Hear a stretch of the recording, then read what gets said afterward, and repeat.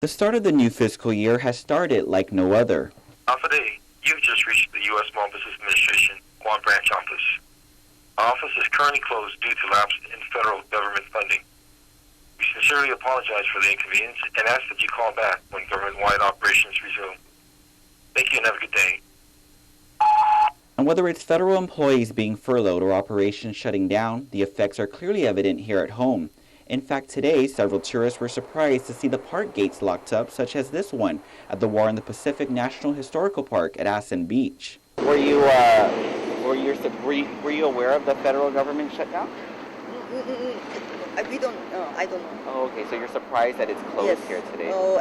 Actually, we went Lithium, which also closed. So you've been checking around for different parks, and because of this shutdown, you guys aren't able to enjoy it.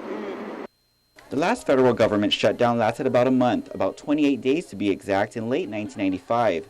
And while a single day is one too many, it has left many questioning what other services could possibly be impacted as well.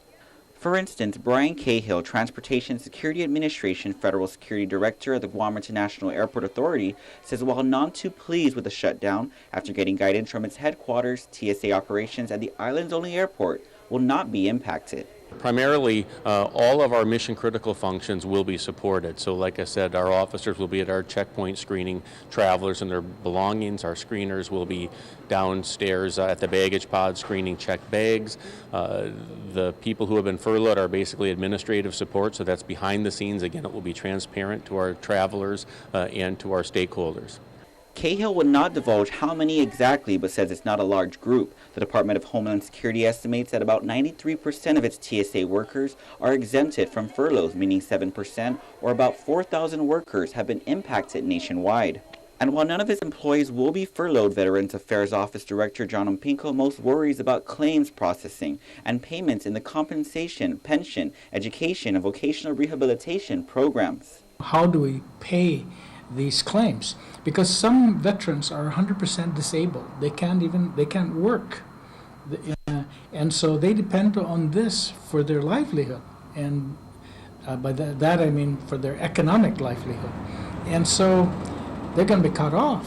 So we got to do something. He says available funding will be exhausted by the end of October. He further adds the VA office is considered a state office, so most of its operations are run on local funding.